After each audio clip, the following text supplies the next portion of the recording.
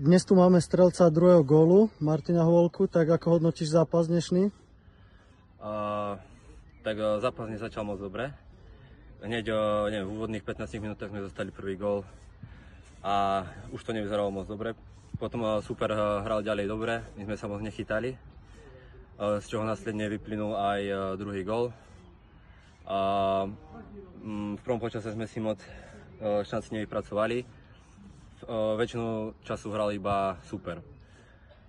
Do druhého počasu sme chceli naskočiť s tým, že ten zápas nejako zmeniť.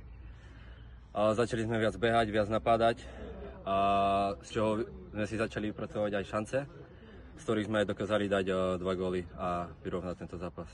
Vsítil si vlastne prvý gól v drese Námestova, tak čo hovoríš na svoj gól?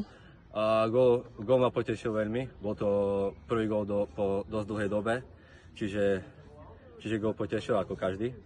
A ešte o to viac ma teší, že aspoň ten bod bereme kvôli tomu. Čo prispieš do kasy? Kľudne budem prispievať, ak tie góly budú padať. Ďakujem.